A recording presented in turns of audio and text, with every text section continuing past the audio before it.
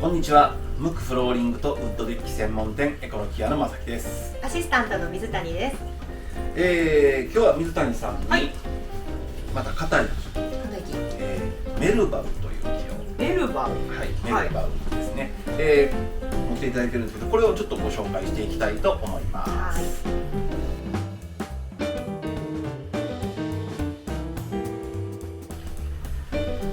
毎度聞きますけど、メルバウって聞いたことはないですね。ないです。はい。メルバウっていうのは、東南アジア、インドネシアですとか、そういった地域で取れるやつで、非常に重いのでウッドデッキですとか、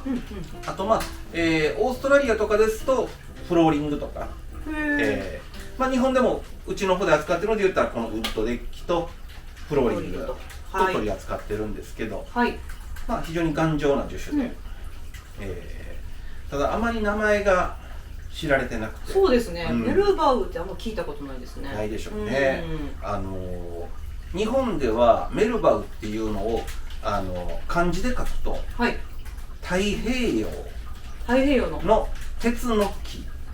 太平洋鉄の木、太平洋鉄木と書いてメルバウと、当て字ですけどねっていうぐらい頑丈な、アイアンウッドですね、鉄の木やから。ただアイアンウッドっていうとまた別のウリンとか他の木があるんですけど、それと、似たような非常に硬い木で、東南アジア、インドネシアのみですか？いや、インドネシアからフィジーとか、ニ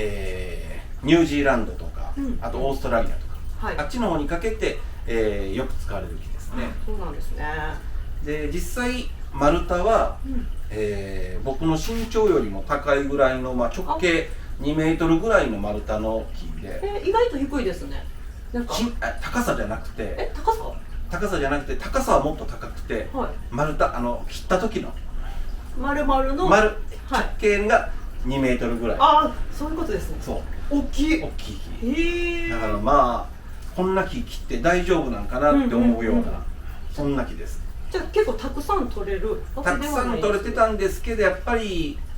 今でこそその違法伐採のものはほぼ出てないにしても、やっぱり森林に対する影響負荷は結構大きいと思うので、昔に比べたらそんなにいっぱい、伐採されてる木ではないです。で、このムクフローリングとかウッドデッキって、名前が有名な木はよく売れて、名前が有名ではない木は正直あんまり売れ行きが良くないんですね。じゃあつまりメルバウはあまり人気がないです。なるほど。ただ人気がないんですけど、僕たち木材の仕事をやってると、いい木か悪い木か、例えば水谷さんが思ういい木と悪い木ってどんな感じですか？腐りにくいとか、そういうイメージがありますけど。なるほど。僕たちの、いい木悪い木、確かに腐りにくい腐りやすいもありますけど、施工した時に、反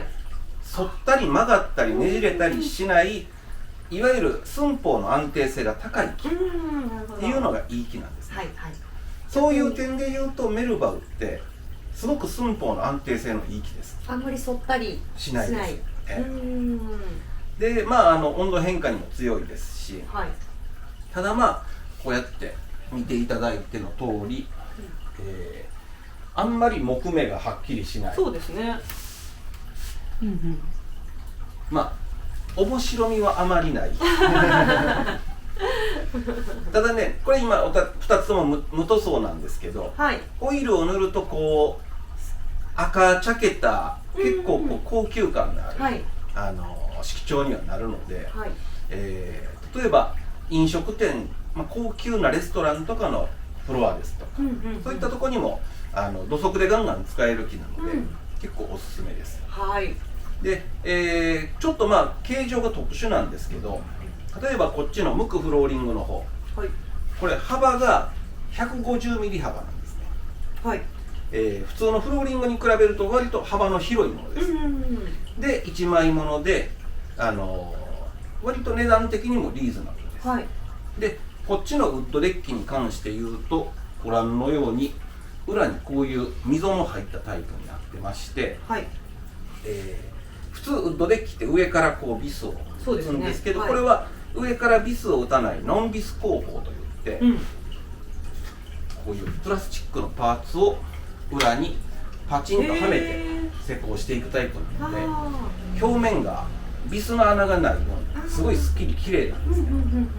というようなヨーロッパの方ですごい人気のあるウッドデッキです。はい、こういったのも取り扱っているので、はい、メルバウにご興味のある方はぜひこちらまでお問い合わせください。メルバウの無料カットサンプルもご用意しております。